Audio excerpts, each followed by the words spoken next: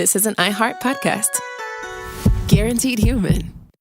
Well, the holidays have come and gone once again, but if you've forgotten to get that special someone in your life a gift, well, Mint Mobile is extending their holiday offer of half off unlimited wireless. So here's the idea. You get it now, you call it an early present for next year. What do you have to lose? Give it a try at mintmobile.com/switch. Limited time 50% off regular price for new customers. Upfront payment required. $45 for 3 months, $90 for 6 months, or $180 for 12-month plan. Taxes and fees extra. Speeds may slow after 50 gigabytes per month when network is busy. See terms.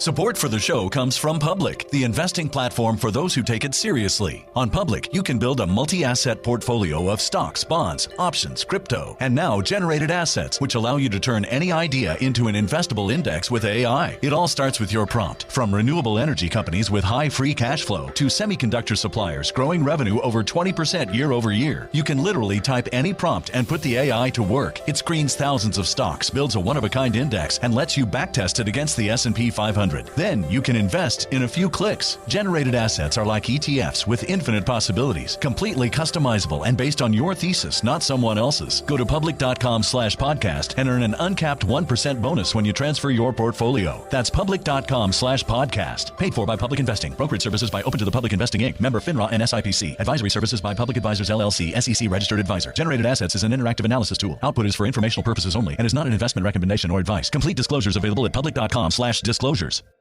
This Sunday, iHeartRadio brings you live to Levi's Stadium in Santa Clara for the Super Bowl 60 tailgate concert, presented by NetApp. It's the ultimate pregame party, featuring an exclusive performance from Teddy Swims. Your front row experience will be on iHeartRadio stations across the country and the free iHeartRadio app this Sunday at 3:30 Eastern, 12:30 Pacific. Then, after the concert, tune in to the Super Bowl 60 pregame show on NBC. This is Andrea Gunning from Betrayal. Most wellness routines fail somewhere between day one motivation and where did I put that powder? That's where Grüns comes in. Grüns packs over 20 vitamins and minerals, greens, and prebiotics into a snack pack of tiny, delicious gummies. No powders, no pills. Just a simple way to support your gut health, beauty, energy, immunity, recovery, and cognition. Plus, the ingredients in Grüns are backed by over 35,000 research publications. It's a convenient, comprehensive formula designed for real life. Get up to 52% off with the code BETRAYAL at Grüns.co. That's code BETRAYAL at GRUNS.co. Why have I asked my electrician I found on Angie.com to bury my pet hamster Nibbles in our yard for me? Because I was so moved by how carefully he buried my electrical wires, I knew I could trust him to bury my sweet Nibbles after his untimely end. Nibbles, gone too soon. May he scurry in peace. Hey, sorry about your pet, but I just wire stuff. Nibbles would have loved you like a brother. Connecting homeowners with skilled pros for over 30 years. Angie, the one you trust to find the ones you trust. Find pros for all your home projects at Angie.com.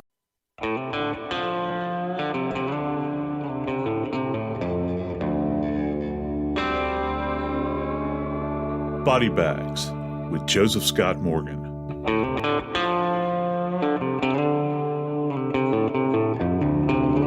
I don't know in recent memory if there's been a case that has captivated America like the Gabby Petito case.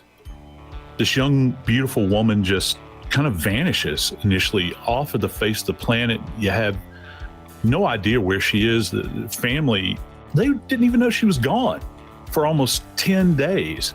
They were frantically trying to get in contact with her, and she had left on this odyssey with her boyfriend, traveling across the nation on the trip of a lifetime. Unfortunately, in Gabby's case, this turned out to be, I don't know, a nightmare. This is Body Bags. I'm Joseph Scott Morgan. The Gabby Petito case. When she is finally found, when the questions are finally answered as to where she is, Mom and Dad and her stepfather are told that she's been found deceased in the rugged terrain of the Grand Teton Mountains. I don't know if any of us can actually fathom the horror that's involved in that. Joining me is Jackie Howard, executive producer of Crime Stories with Nancy Grace. Jackie, what do we know about the case so far? Joe, Gabby Petito, 22 years old, went missing August 24th. At least that's when we believe she went missing. That was the last time she was seen. Her parents reported her missing on September the 11th. During that time, we know that Brian Laundrie was home in Florida at his parents' house, but would not answer the family's request for where was Gabby. Gabby's body was found September the 19th in the Grand Tetons. In the meantime, Brian Laundrie has gone missing. There is a $30,000 reward out for his whereabouts. The search for Brian Laundrie has been going on now. They have searched the Carlton Reserve, which is more than 75% underwater, looking for him. Now we have information that he could be hiding in Fort DeSoto, also with camping sites and trails and keys that you could travel to by boat. The FBI has now taken over the search. Again, they are looking for Brian Laundrie. In the meantime, we go back to the body being found. You know, Jackie, a lot of time's been spent talking about Brian Laundrie over these past few days. And I got to tell you, it's as badly as I want him found. Something happens in the media lots of times. You lose sight of the victim. And in this case, I'm going to say her name. Her name is Gabby Petito. She's been found, and she's a homicide victim. For me, we have to keep her in the forefront moving forward, because without her, there's not going to be a case to prosecute him with. And the evidence, the clues that Abby and her body have left behind. And I think that that's critical for us to examine. As you said that, Joe, that is critical for us to examine. The coroner has released his report, a preliminary report. We're still waiting on toxicology. But the preliminary report did say and classify Gabby's death as a homicide. But why have they released just the manner of death and no cause as yet? What could they still be looking for? You know, in Gabby's case, they have released a manner, as you mentioned. And I got to tell you, one of the most glaring things here is the fact that they released it so quickly. You know, they did her autopsy on a Tuesday morning. And by that afternoon, they held a press conference and did it well. They did a press release and stated that they had, in fact, a manner of death, but they weren't releasing the cause. And what's so striking about the fact that they released this manner so quickly gives me an indication that they saw something glaring in that autopsy suite. And folks might not understand what it's like to be present at an autopsy. When you reach this level of focus, you know, all bets are off at that point in time. The authorities are going to call in every possible expert that they have. And just kind of let me paint a picture for you. Within this autopsy suite, obviously, we're going to have a forensic pathologist. That's a board-certified forensic pathologist that's going to be doing and is actually in charge of the examination of Gabby's remains. But I hate to say this, but by virtue of the fact that Gabby's remains are probably partially skeletonized, you're going to have a forensic anthropologist. And for those that don't know, if you know the name, the Body Farm up at the University of Tennessee, this is the kind of thing that they train for. This is the reality of what they do. All of that training, all those things you hear about, they examine skeletal remains, and their biggest claim to fame is trying to pin down not just what brought about a death, but how long an individual has been dead. And then more than likely, they also had a forensic odontologist there because, you know, at the time there was a question about ID and they wanted to specifically do that. So they're going to do a dental examination.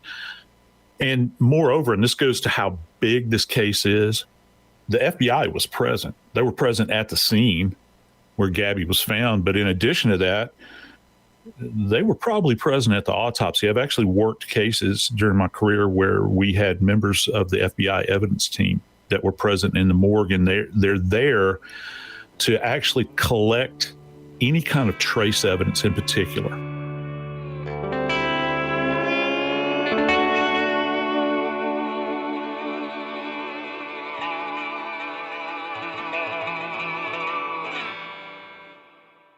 Support for the show comes from Public, the investing platform for those who take it seriously. On Public, you can build a multi-asset portfolio of stocks, bonds, options, crypto, and now generated assets, which allow you to turn any idea into an investable index with AI. It all starts with your prompt. From renewable energy companies with high free cash flow to semiconductor suppliers growing revenue over 20% year over year, you can literally type any prompt and put the AI to work. It screens thousands of stocks, builds a one-of-a-kind index, and lets you backtest it against the S&P 500. Then you can invest in a few clicks. Generated assets are like ETFs with infinite possibilities, completely customizable and based on your thesis, not someone else's. Go to public.com/podcast and earn an uncapped 1% bonus when you transfer your portfolio. That's public.com/podcast. Paid for by Public Investing. Brokerage services by Open to the Public Investing Inc. Member FINRA and SIPC. Advisory services by Public Advisors LLC, SEC registered advisor. Generated assets is an interactive analysis tool. Output is for informational purposes only and is not an investment recommendation or advice. Complete disclosures available at public.com/disclosures. This Sunday, iHeartRadio brings you live to Levi's Stadium in Santa Clara for the Super Bowl 60 tailgate concert, presented by NetApp. It's the ultimate pregame party, featuring an exclusive performance from Teddy Swims. Your front row experience will be on iHeartRadio stations across the country and the free iHeartRadio app this Sunday at 3:30 Eastern, 12:30 Pacific. Then, after the concert, tune in to the Super Bowl 60 pregame show on NBC.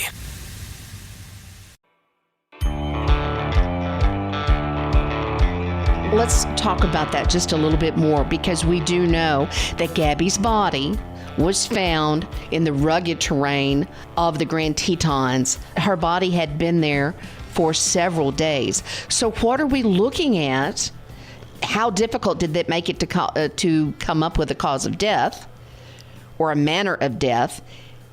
And where does it go from here? You know, that's the key, is where do we go from here? Because right now we're still pending the actual cause of death. Remember, there's 5 manners of death. They could choose from anything. You know, obviously in her case, they ruled it as a homicide, but we've got suicide, natural and undetermined, accidental, but they chose homicide. And when they walked out of that door that day of that morgue and they affirmatively stated, we got a homicide here. And I can tell you the term that was floating around inside of that autopsy suite was the term evidence of homicidal violence. And let that kind of sink in. Now, they're not putting enough of a fine point on it yet. And when we get to that point, they will have accumulated all of the evidence that they needed to affirmatively say that this is the actual causal effect that brought about her death. Now, that could be any number of things. We're talking about 2 individuals that had been out. Her and Laundrie had been out camping.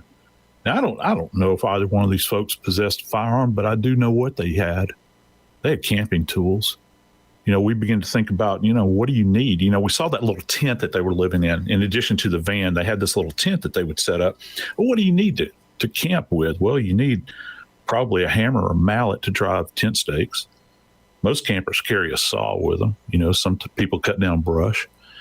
I think that more than likely you need a shovel. All right. And certainly everybody that goes camping has some type of sharp instrument, don't they?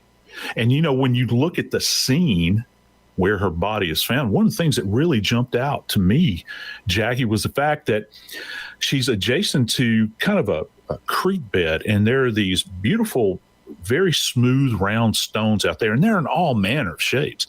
Well, guess what those stones could be used for? They could be used for the specific purpose of bludgeoning. And bludgeoning is actually where there is an impact-related injury, like you pick up a stone and you actually drive it into the skull, and it creates like a depressed skull fracture. And you can bludgeon the rest of the body as well. It's blunt force trauma at the end of the day. So they're trying to weed through all of these things, and this is disrupted as a result of decomposition. This is what we call in forensics decompositional artifact. That's those little things. You hear that term artifact and you think about ancient Egypt and what archaeologists do. But artifact for us in forensics are those little things that are left behind. And one of the things I'm very happy about is that the FBI response team, evidence response team, were actually there. They were there at the scene. And not only were they at the scene, my money's on the fact that they were present at the autopsy. And guess what they're looking for? They're looking for all these little artifacts, anything that might be a tie back to her actual cause of death, not the manner, but the actual cause of death. It could be anything from a broken knife blade. It could be an impression that's left behind. If you'll think about, for instance, like a hammer, if you look at the leading edge of a hammer, it's kind of shaped like a coin, almost like a quarter in size. Well, that leaves behind a very distinctive mark on the body when the body is struck. You've got hemorrhage, and then you've got an underlying fracture. And do you know that actually many times with the fracture takes on the outline of a coin? Isn't that amazing? And if the leading surface of the hammer has kind of a dimpled texture to it, those dimples, the negative, if you will, impression of that surface will be left behind on the skin. But the trick is the fact that we know that because she'd been down so long, she's decomposing. And that kind of creates a problem when you're moving forward and you're trying to analyze this evidence. That means that it's obscured. So you have to take more time. It's not just going to be very, very obvious. Like, someone, you hear a gunshot, you run upstairs, you find somebody has taken their life with a gun. All right. The gun's laying there. You got a bullet hole and you can kind of move forward from there very quickly. That's not the case here with Gabby. Gabby is in an isolated area, Jackie. She's in an area that I would imagine the lion's share of people in the United States have not even come close to visiting. I know I haven't. I'd love to. I've always wanted to go to the Tetons, but it is isolated. There's reasons why people go to these locations. It's to get away so that you don't have cell service, so that you're not around a computer, to really drink in nature. And it's absolutely beautiful, but it is deadly. And another thing that they're contending with up there is what happened as she laid there. Well, she's subjected to weather, heat, the drop of temperature. That's going to have an impact on how her body reacts. Also, and many people don't want to talk about this, but this is the reality, what you're faced with as a medical legal death investigator. That's animal activity. Anything that happens post-mortem, people automatically, the default position for most people, and I've heard this in the news over and over again, people say, oh, well, yeah, you got coyotes and you got wolves and you got bear and all these sorts of things. And that's not what I'm worried about. Some of the most seemingly innocuous animals on the face of the planet, things like raccoons, possums, those types of animals, those animals are scavengers. And yes, they're not, people have this idea that they're vegetarian, I guess, or herbivores. They're not. They're omnivores. They will actually feast on bodies. And then you have insect activity. So everything that comes in contact with a body, any kind of animal like this, is going to take something away, but the animal is going to leave something. It's going to leave its mark upon the body, and it can kind of give you an idea. And most of these animals are not going to be present at the same time, these scavengers. And so when we look at this is one of the things that the forensic pathologist and all of the other evidence people that are collecting evidence have to take into consideration. And, the investigation of her death does not just simply end with removing her from the scene, taking her to the autopsy room and examining her body there. Once you get her body removed from the scene, that area, and, I want to make this perfectly clear, the area that was underlying her body, that's significant. You have no idea when you're looking at a body at a scene what might be hidden beneath that lower surface, that underlying surface that supported the body all that time. It could be an evidence-rich environment. Again, if you're talking about gunshot wounds, for instance, you could have a projectile down there. I've actually had cases where perpetrators have killed someone and have actually taken the weapon and obscured it beneath the body. I remember quite distinctly, I had a guy that stabbed a fellow to death and then scratched the ground out below the body and buried the knife beneath the body. And we're looking everywhere for this knife. We're thinking that the perpetrator has moved on. And then suddenly, after we had the body removed, one other investigator looked down and saw just the tip of the handle hanging out. You never know what's going to be out of sight. It's not necessarily those things that are in plain sight. So once they removed the body, my suspicion is they probably took a metal detector and waved it over that area where her body was found, because you get one shot at it. You want to collect everything. And that's kind of where they stand right now. The only other thing regarding her body that people need to understand is that when you do a postmortem examination, that is an autopsy. It's not just physically looking at the body and doing a dissection, or in the case of humans, a prosection. You're also having to go down to a molecular level. You have to think about, well, what's contained in their system? And that's why we draw blood. That's why we draw urine. That's why we draw vitreous from the eyes. Many people don't know that we draw fluid out of the eyes.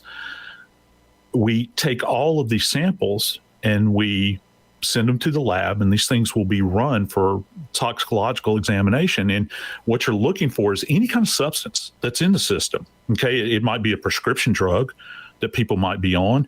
It could be an illicit drug, an illicit substance, any number of things that are illegal to possess.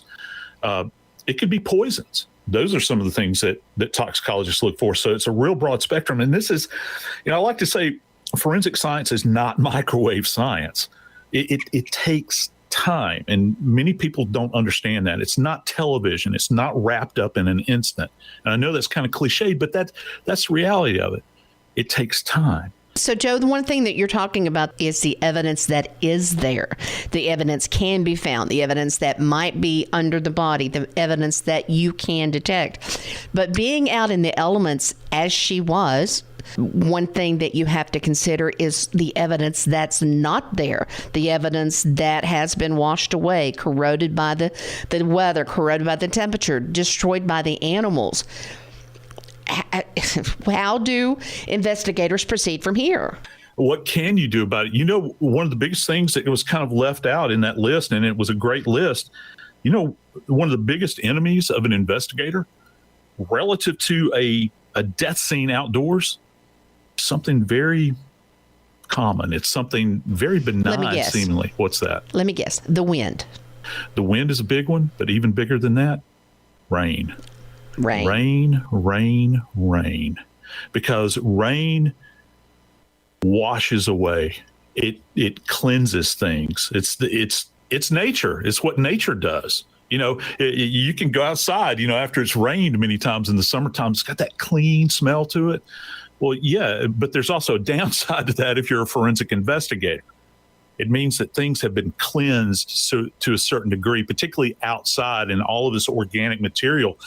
And, let's not forget that all of the images that we've kind of seen have been adjacent to this kind of riverbed looking area. Well, if they had some kind of torrential downpour, which can come and go, ground can dry out pretty quickly. But if it became torrential, you figure that water's flowing over the rocks. If she is suspended between a log and some of these rocks, the water could actually, can you imagine what effect that if you had white water that suddenly appeared, it could actually bathe the body and bathe away anything that might be contained therein. So at the end of the day, you can't sit back and say, oh, woe is me, boo-hoo, I don't have the evidence. No, you have to drive on with what you have and take what nature leaves for you to examine. That's why it's so critical to be as thorough as you possibly can. And also, as an investigator, it's incumbent upon you, as crazy as this sounds, to go back and look at weather reports. I've done this any number of times. Things like dam releases, downpours, anything that's associated with weather. Also, Jackie, you mentioned wind. Wind has a huge impact. When you think about things like touch DNA, it's so fragile. When you think about touch DNA, we think about losing skin cells, and that's essentially what it comes down to. Think about how delicate baby powder is, talc. If you just take a little bit of talc, put it in your hand, and gently blow on it, that gives you an idea. It'll put you in the ballpark with touch DNA, but touch DNA is even more fragile than that. It can be gone in an instant. If the perpetrator put their hands on her, like around her neck, and you had a strong wind that came by, yeah, it could compromise that DNA evidence that's present there.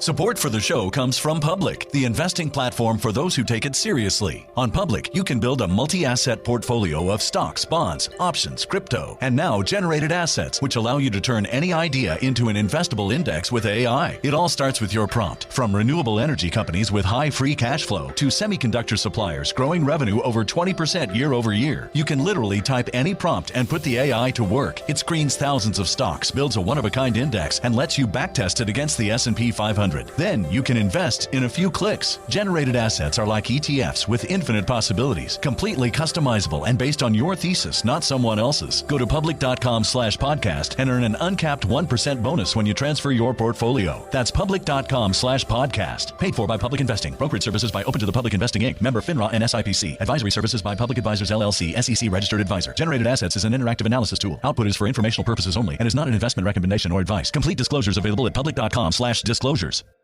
This Sunday, iHeartRadio brings you live to Levi's Stadium in Santa Clara for the Super Bowl 60 tailgate concert, presented by NetApp. It's the ultimate pregame party, featuring an exclusive performance from Teddy Swims. Your front row experience will be on iHeartRadio stations across the country and the free iHeartRadio app this Sunday at 3:30 Eastern, 12:30 Pacific. Then, after the concert, tune in to the Super Bowl 60 pregame show on NBC. Hi, I'm Cindy Crawford, and I'm the founder of Meaningful Beauty. Well, I don't know about you, but I never liked being told, oh, wow, you look so good for your age. Why even bother saying that? Why don't you just say you look great at any age, every age? That's what Meaningful Beauty is all about. We create products that make you feel confident in your skin at the age you are now. Meaningful Beauty. Beautiful skin at every age. Learn more at meaningfulbeauty.com.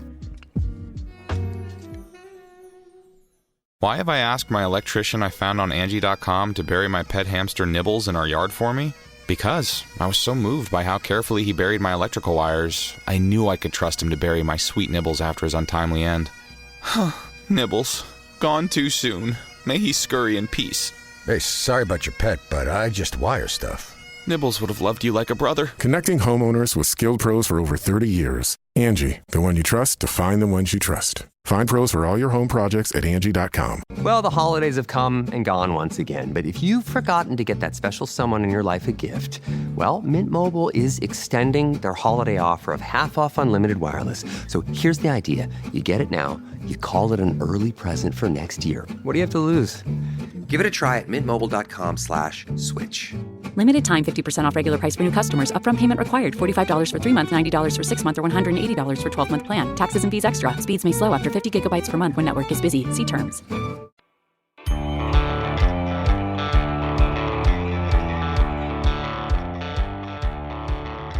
You were talking about being thorough, and you did a great job in describing that to us. So then we have to apply that to the van that Gabby and Brian Laundrie, Gabby Petito and Brian Laundrie were living in.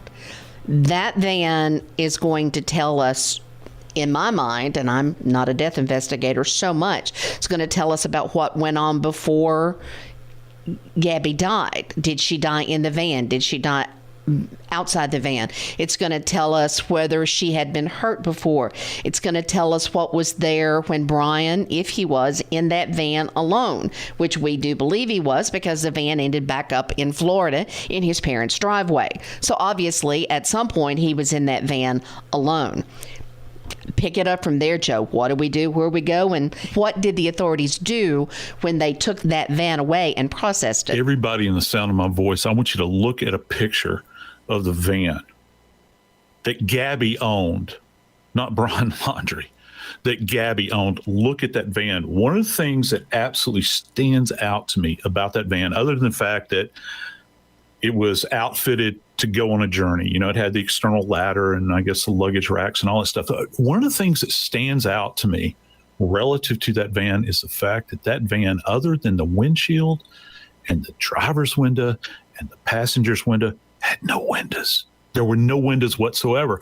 So anything that you wanted to do within that van could be done in total concealment. Think about that just for a second. If you wanted to make yourself a ham sandwich in there, you could do it. No one would see you.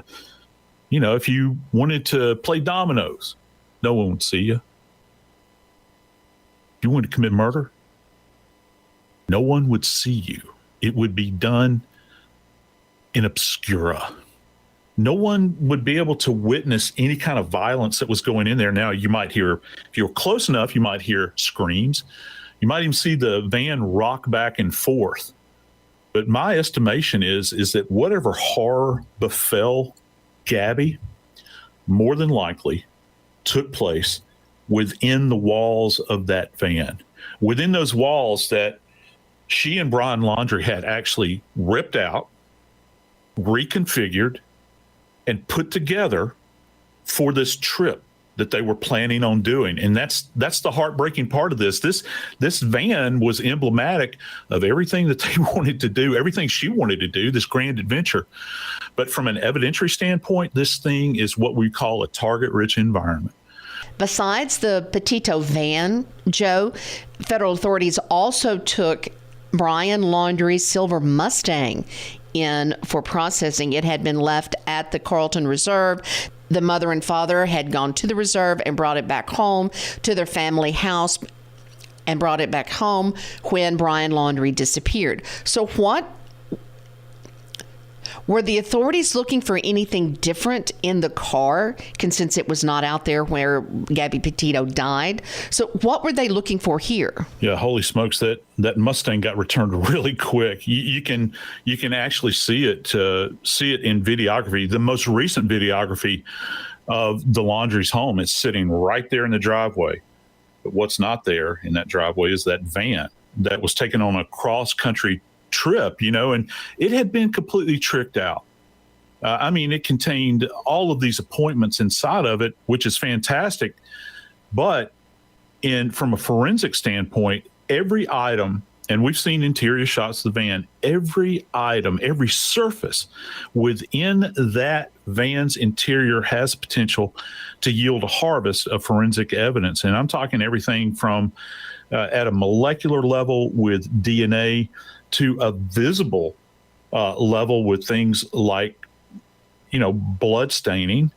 And secondly, anything that's out of sorts, like dents, things being broken, things that look like that might indicate that there was a struggle within that van. That's all critical.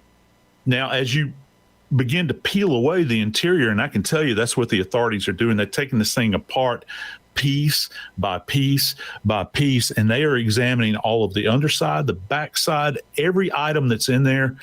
I'm looking at a little desk that they actually created that's on one of the doors, the side doors of this thing. They would actually take that little portable desk off and look at it and photograph it and be very careful with it. They will have stripped the entire inside of that vehicle out, enumerated each thing that they took out, because each thing is potential evidence, and they're going to get down into the nooks and the crannies of this van.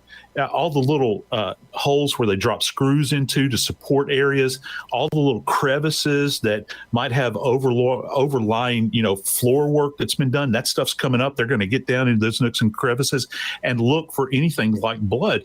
The disturbing part to all of this is that Laundrie had possession of this van for days, for absolute days. And, just this quick turnaround trip that he made from Wyoming back to Northport, there's any number of places he could have stopped in that 1,000+ mile trip to pull over to a car wash, for instance. The ones with the high pressure wands, dropped a bunch of quarters in there, and he begins spraying the entire interior out. Maybe he thought that it was a great idea to go somewhere and buy some bleach and dump it all over the place.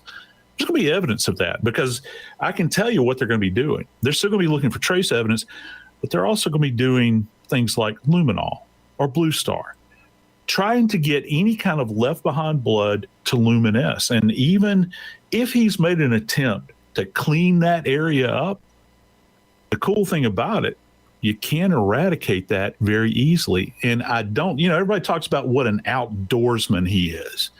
He's hiked up and down the Appalachian Trail. He lives on the land. You know what he ain't? He's not a crime scene investigator. He's not a forensics expert. He's not going to fool any of us. I mean, any of us in forensics, because he couldn't get the van clean enough. And, whatever he brought home with him is also critical. Because if he emptied out that van, brought it into the house, any of her possessions, any of their, quote unquote, their possessions, things that they had jointly, anything that went into that house that the FBI may have found, there may be evidence on there of a life lived by Gabby. That is, bloodstain, any kind of body fluid, tufts of hair, maybe her touch DNA. Nothing is off the table in this case. So, Joe, as the investigation continues, the one thing that we're still waiting on is the toxicology and the cause of death. What are they looking for in that toxicology? Well, they're going to look for all manner of agents that could be contained in there. And it's going to be anything from prescription medication. There's been a lot of talk, some of it non-verified, but, anything to maintenance your life with, like, antidepressant drugs, anything like anti-anxiety medication. They're also going to look for, let's say, signs of alcohol. What we do, a blood alcohol level, a BA as we refer to it, or blood ethanol level. They're going to check for that. Additionally, they'll look for things as innocuous as aspirin. I don't know folks at home understand that, but you look for what are called salicylates, and those are actually, that's evidence that you're taking aspirin. They'll even probably find acetaminophen, perhaps, if she was taking any other kind of anti-inflammatory drug. But they're going to look for poisons as well. Anything that could have harmed her. And one other thing that's really critical here. They're also, in addition to toxicology, they're going to do what's called histology. And histology is, at autopsy, we take little slivers of tissue. We fix them, put them on a slide, and you look at the body literally in a microscopic setting. You look at how that tissue looks, how it appears, and anything that has adversely affect that tissue or change that tissue is going to be noted, and there'll be an entire histological report as well. And nothing is off the table here, all right? Because one of the things that you have to consider is, what is the motivation for a grown man to be in an open street in public slapping a 95-pound young lady? Well, I mean, they're in a intimate relationship together. And one of the things as an investigator I'm going to want to ask is, was she pregnant? I want to know that. And that's something that will be examined at autopsy. Had she been sexually assaulted in any way, that will have been examined at autopsy. Rape kit will have been performed. So those test results are pending as well. And we'll see what they reveal. Until next time, this is Body Bags. I'm Joseph Scott Morgan.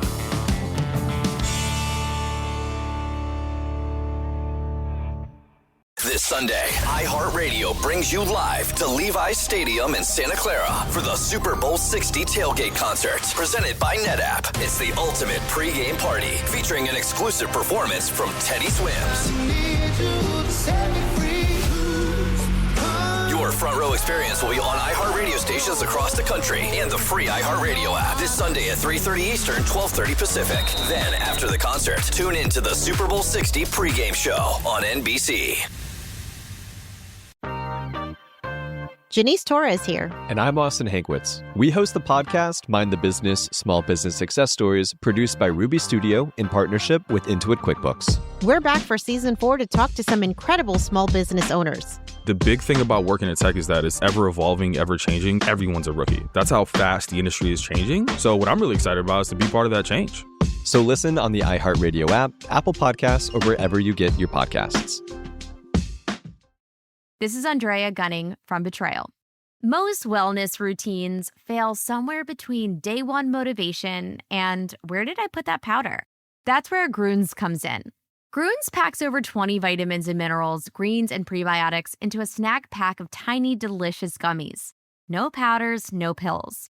Just a simple way to support your gut health, beauty, energy, immunity, recovery, and cognition. Plus, the ingredients in Grüns are backed by over 35,000 research publications. It's a convenient, comprehensive formula designed for real life.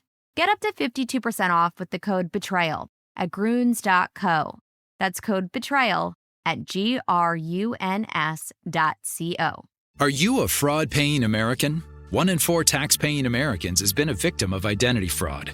With LifeLock, if your identity is stolen, they fix it, guaranteed, or your money back. Last year, billions in refunds were stolen. Could be from your salary, overtime, or second job. Gone. But this year, you don't need to stay a victim, because this tax season, fraud-paying American is something no American should have to claim. Save up to 40% your first year. Visit LifeLock.com/iHeart. Terms apply. Owning a home is full of surprises. Some wonderful, some not so much. And when something breaks, it can feel like the whole day unravels. That's why HomeServe exists. For as little as $4.99 a month, you'll always have someone to call. A trusted professional ready to help, bringing peace of mind to 4.5 million homeowners nationwide. For plans starting at just $4.99 a month, go to homeserve.com. That's homeserve.com. Not available everywhere. Most plans range between $4.99 to $11.99 a month your first year. Terms apply on covered repairs. This is an iHeart podcast. Guaranteed human.